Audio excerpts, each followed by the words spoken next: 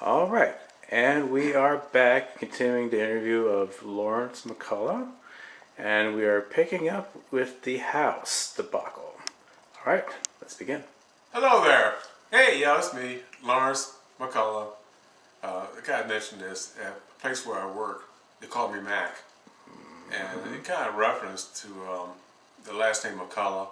So a lot of people, even while I was in service, they used to call me Sergeant Mac because the last name's McCullough. Little side note. There you go.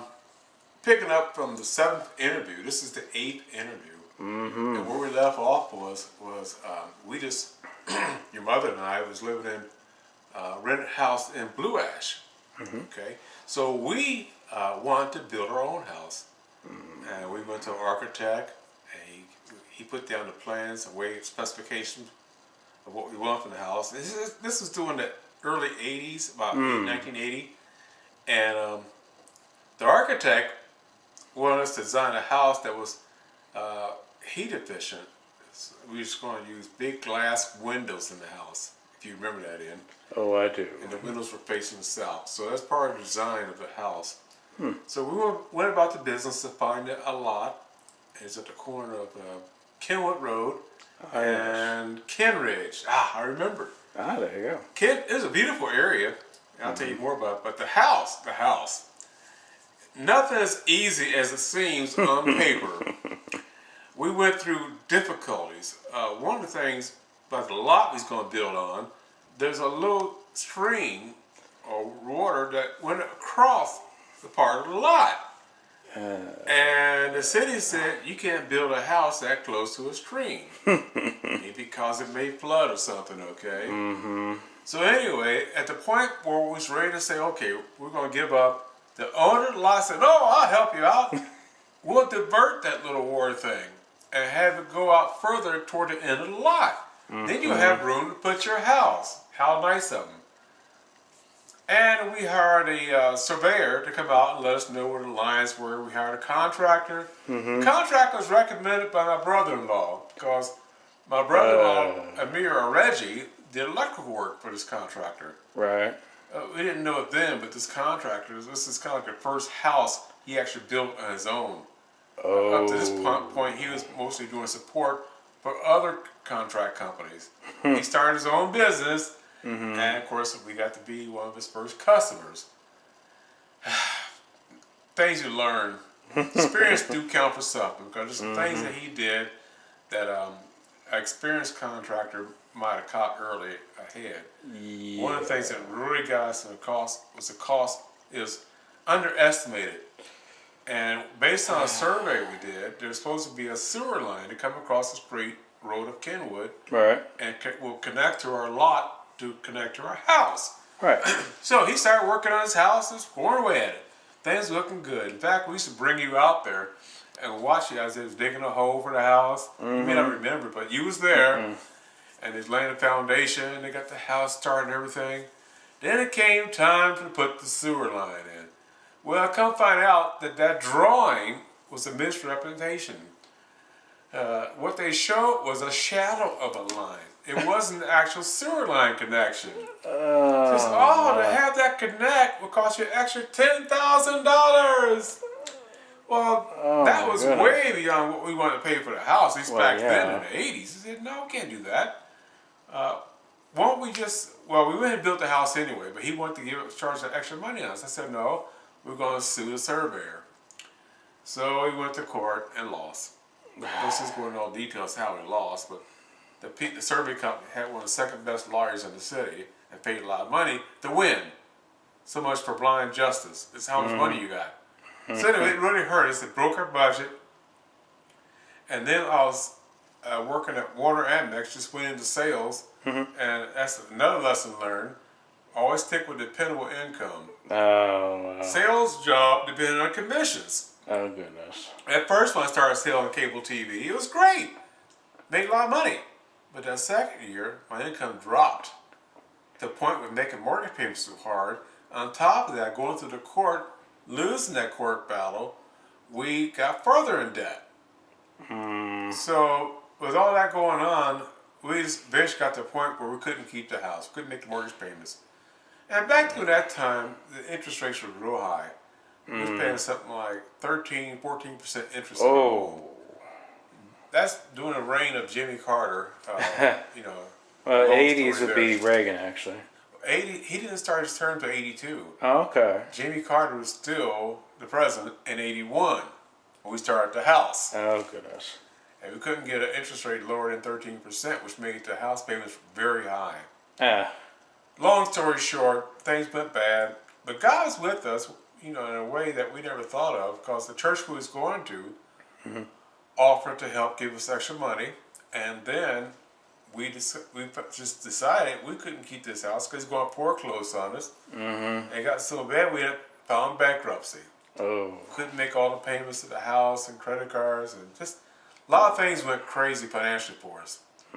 And during the same time, we had another baby. Corey was born Oh. in '86.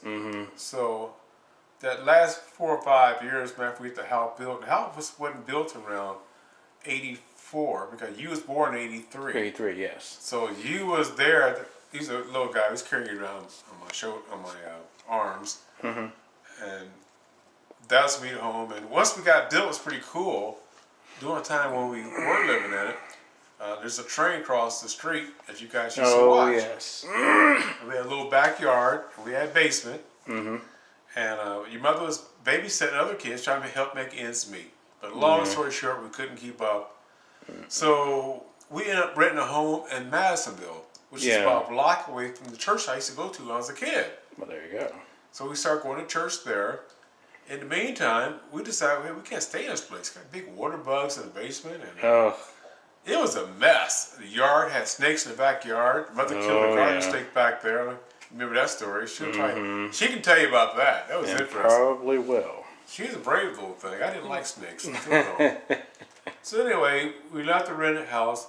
After doing all this, I still had a condo. And the people were still living in it. It was a Section 8, which basically means the government was subsidizing the mortgage, the rent payment, okay? But being renters, they didn't have much respect for my property, my condo out in Mount Healthy. So we had to ask them to leave because we needed the condo. And since I was paying rent, when we got a condo that's a lot cheaper than rent, and I owned the place. That's one of my assets, my property. Right.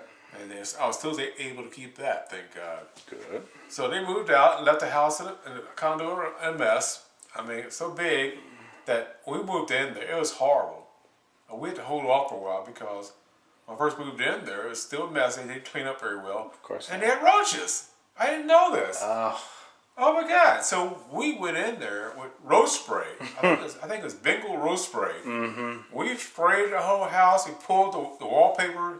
Had cockroach trails up the wallpaper along the wall.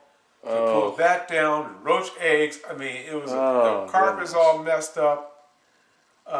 They really trashed my condo. So I can describe it, and they probably didn't care. Of course not. Moved to the next place. They moved to the next place. But I went in there and straightened the place up. Got it all cleaned up. Moved in there. It was great. At the time, we moved out there. It was from about 89 or 90. The reason I say that because that's the time I joined the Air Force Reserves. Oh, yeah. Okay, it was stationed Wright-Patterson.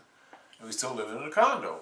And during that time period in 87, I jumped ahead of myself in 87, even though we had the bankruptcy worked out, we was going to work out payments, or they really wrote off a lot of credit card charges, stuff like that. Good. I got a contract job at General Electric. Oh, shoot. There you go. Testing jet engines. How about that in 87? So that had a steady income coming. So we had less to pay on. And then I went to the airport to help get a little more extra money, working in reserves, okay? There you go. So I remember one year, though, back up for 1 second. Sure.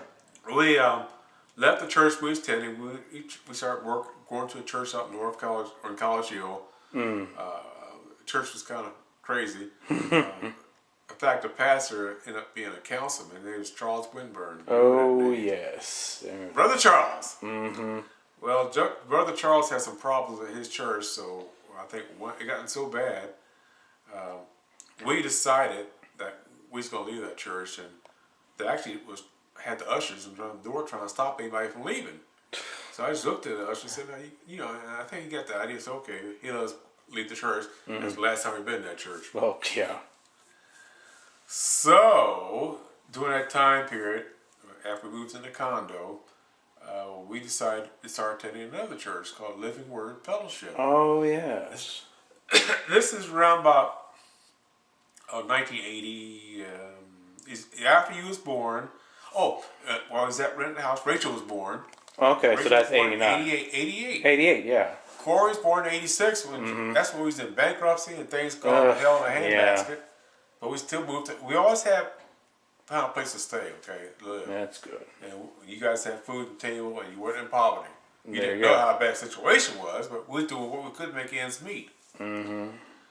But things started turning around after I got the contract job at General Electric. They started paying me good work, long hours, good God. Of course. Testing those engines, I would sometimes work 7 days a week. Go in at 4 o'clock in the morning and get off at 4 o'clock that afternoon. 12 hours a day when I was testing the engines. Yeah. So I was going away from home a lot. At the same time, I joined the Air Force, rejoined the Air Force in 1990 and started working on jet engines at Wright-Patterson Air Force Base. In fact, I worked on a fighter engine for the F-16 fighter. Nice. The reason I mentioned that, the Reserve, Air Force Reserve experience, because during that time, United States and Iraq was at war. Oh, yeah, That big Desert Storm. Desert Storm, right. And at that time, 1990, a little bit further past that year, they was going to call reserves, which is my unit. Oh, boy. So they started training us on the possibility of getting gas over there. So they taught us how to use gas masks. Because Iraq was threatening to use gas and chemicals and everything else, okay? But make a long story short, the war ended in 6 weeks. So I never got sent to Saudi Arabia. Which might have been a blessing, because they had an incident over there where the Air Force men that was staying over there and one of the barracks, 240 of them or so got killed because one of the Scud missiles accidentally went off track, hit the barracks where the Air Force guys were staying at, which would have been the barracks I would have been in. So Glad I you never didn't go. yeah, so that's a miracle. Never went over there. I finished my time in the Air Force, 93 I believe. So altogether, I had 10 years in service, 7 years regular, working on missile systems out in Wyoming, and 3 years up Wright-Patterson in Dayton, Ohio. Makes sense. So, like I said, a lot of things are going on. Yeah. We was going to Living Word Fellowship, and during 1 year, we met a couple that had a little girl called April. Oh, yes. So the families got together at 1 year. I think it was, what year was that? New Year's celebration. Was that 89? Probably 89. 89, yeah, probably 89, because that New Year's Eve, we brought April out, and she got together with our kids, Rachel, Corey, and Ann, and they all played in the basement, and celebrate New Year's. We had some little poppers, which your mother will talk about. It was a mess. Yeah. But we had fun, though. The kids played together. We just had a great time together. Jeff played drums. Oh, yes. His wife, what's her name? Jackie. Jackie, she sang. Oh, yes. I'll tell you more about that. It's interesting. The Living Word Fellowship didn't take long for people to find out that my wife, your mother, Bobby sang. Oh, yeah. So she got recruited to sing in the church choir, where she of course accepted. And she did well. We met some other people there. Yep. One of Bobby's best friends ended up being a girl named, they has kids too about your age. Jerry and Janice. Oh, yes, them. They had 2 kids that you guys played with also. We used to go out and visit them. Yep. So we met some neat families in Living Word Fellowship. And while we was working there, I ended up doing sound equipment at Living Word Fellowship. Be some electronic experience. Definitely. And also, your mother got promoted through the ranks to become the head of the music praise and worship team. Oh, yes. And she also became an elder. Ooh, she was getting a taste of religion then back then. Because she loved to sing, and this is a chance to sing during church service, and at the same time put together a little band. It's interesting, back then in the 90s, one of the places we played at ended up being the place we lived in. We played at a park, Nesbitt Park. Go figure. Sims Township Park. We played there. We also played at Nesbitt Park in Loveland. Well, there you go. And never knowing that at least 8-9 years later, we ended up moving to Loveland. It's in the year 2000. We moved to Loveland. Yep. So going back to the 90s, though, I was at Livermore Fellowship. Yeah. You guys were attending the youth ministry, and I was doing sound. Your mother was singing. Yep. And I was still working at GE up to about 93. When I got laid off. No, wait a minute. No, further than that. I worked at GE for 7 years, so we add 7 on to 86, 93, yeah. Yeah, 93. 93, I got laid off from GE, and life didn't stop, went and got another job. There you go. One of the people that General Electric did contract work for computers was a company called The Future Now. Oh, yeah, them. So 1993, I got a job at The Future Now working on as a help desk manager, or supervisor, supervisor. Right. Started off as a supervisor working on the help desk, which was a stressful job. Yeah. Because you basically run a team to answer phone calls from people all over the country. They use Microsoft Windows. Oh, goodness. Now, it's interesting because I wasn't really that deep into Microsoft Windows, but I had to be a quick learn. And I took a lot of classes at General Electric, so that kind of built up my computer skills, which transferred over to The Future Now. There you go. So that's about 93, 94. Worked a couple of years at The Future Now. And it's around about 95 or 94 that at The Future Now, they kind of started losing sales and had some problem at work. They promoted me to manager, but then they had another guy that brought in from General Electric that had more experience working help desk than I did. Wow. And so I got demoted, and I decided to move on. But while I was working there, I met a guy from TechSoft. Well, there you go. There's your next job. Next thing I heard was, "Hey, you want to come work for me?" Sure. And so you be managing consultants. Well, I can do that, but I manage them remotely because they work on the customer site. They worked at Procter and Gamble, some other companies around the city. I would go visit them and do the reviews, and that's kind of fun. I had to wear a suit every day. I didn't mind too much. So that was at TechSoft, one of many jobs. Then let me go back to Warner Amex. When did I start there? Cable TV. Oh, yeah. That's one of the jobs I got before I got to GE was Warner Cable. Oh, yeah, The reason I mentioned that because I met some other people at Warner Cable, and while I was at Warner Cable, I got into sales. Another jail sales job. And then I had trouble.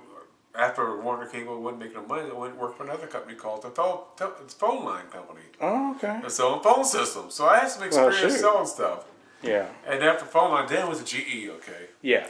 And became the contractor at General Electric. There you go. And then later on, after 3 years, they took me on permanent. From contract work, similar to what you're doing, to permanent. The only problem is that GE lost a large contract. They had a contract, and about 15,000 of us got laid off. That's what it's the future now. I was going to find a job. I got a family support. So I had no choice. I had to work somewhere, Yeah. So, fast forward again to phone line, and after phone line, TechSoft.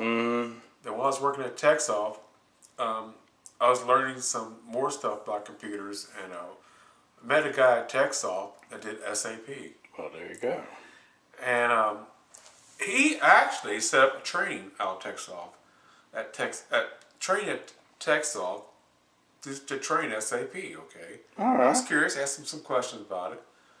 But maybe a year or so later, he left TechSoft to start his own company. Well, shoot.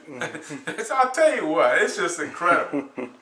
I believe in networking and keep in touch with people. Definitely. So he called back a year later, called my house. Your mother answered the phone. He said, "I want to speak to Larry."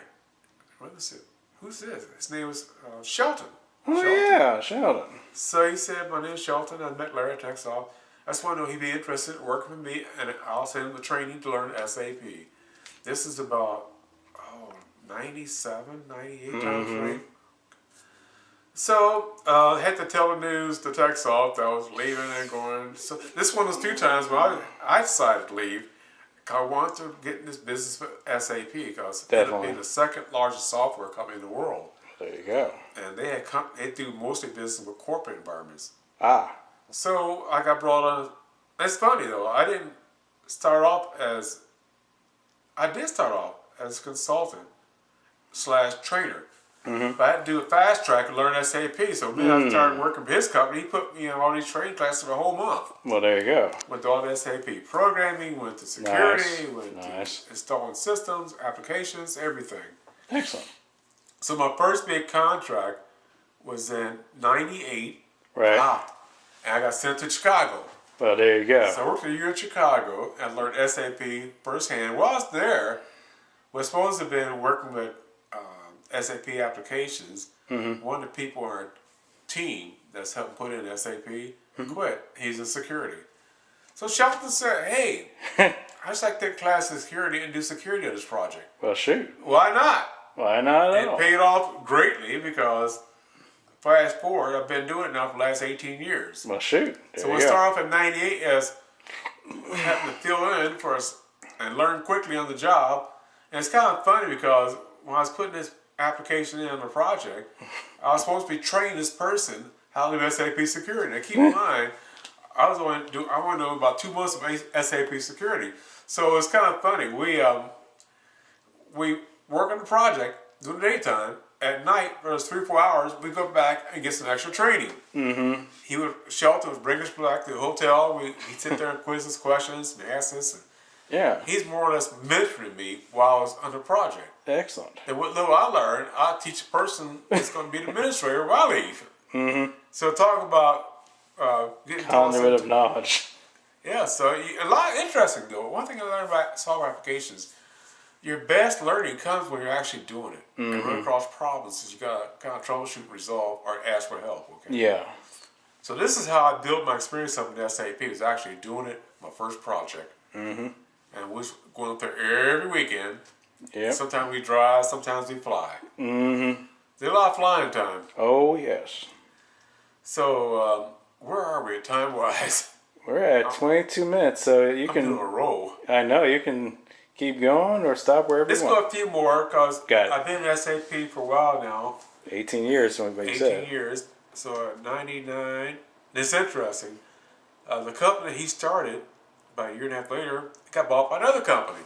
CompuServe, they laid off. So it's interesting because during the 99 time period, after about a year or so working with his company, come find out that TechSoft had a contract at Procter & Gamble and they needed somebody who knew SAP. Well, former there employee, you I was go. going to burn my bridge behind me because I was asked if I'd be interested in coming back and work for TechSoft again. Well, why not? So I came back, worked for TechSoft. This time as an SAP consultant. I had 2 years of experience now with SAP. There you go. That was a big market for SAP back then because it was a pretty new product with this. Yeah, It's on cutting edge stuff. I mean, exactly. so while I was at TechSoft a couple of years, TechSoft started slowing down, so they didn't lay me off. Yeah. But didn't miss a beat. I got called by this company who wanted to know if I want to do a contract. I said, where? Caterpillar. Oh, Caterpillar. Sure, why not? I heard of them. Yeah, The only thing is I had to drive every week to up to around Peoria. And the place was called, it's a city where they made pumpkins famous. It's offside of Morton. Morton, yeah. Illinois. There you go. They actually have a pumpkin festival up there. But I was working at one of their factories, Caterpillar's factory. That's a great experience because I met some cool people there. Yeah. And one of the guys that he's working for TechSoft was now in SAP doing consulting up there. So no, he's working as an employee for well, shoot, there you go. So we got to hooking up, went and visited his house. I mean, it was fun. And met one girl from Florida. She's an SAP security consultant. She showed me a lot of stuff. But she had more experience than I did. But I never was too arrogant and not to accept help from somebody knew more I did. Exactly. So that's another way I built my experience up because she knew a lot of things about doing reports and searches. Yeah. So Caterpillar was a good experience. After Caterpillar, I believe my next landing spot, I came back to Cincinnati and got another contract up at S.C. Johnson. Oh, yeah, man. Up in Wisconsin. Oh, There my you God. go. It was around 2003, 2004. And I went to Wisconsin, I think it was in the fall. But then, man, the winter up there, oh my God, it was brutal. Yeah, I know. This is in Ethan, I think it was Ethan, Wisconsin, something like that. Had worked for a company called Bemis. Oh, Bemis is yeah. a famous paper company in Wisconsin. And Nice. the river actually runs from south to north, which is something I've never seen before in my life. So that's interesting. And while I was up in Wisconsin, and Ethan, I think it was. But anyway, I stayed at a motel right across from the company where I worked at. So I actually flew into Wisconsin. It's called Applegate, Wisconsin. Oh, yeah. Got a ride down to the town where the factory was. Checked into Holiday Inn. Wonderful Holiday Inn. They took care of me. Yeah. One of the things I always remember when when your mother and I's wedding anniversary came up, I think it's around 10-year mark or something. But anyway, I met people I show you, I wonder how you meet people. And it's one particular person who did took care of your customers.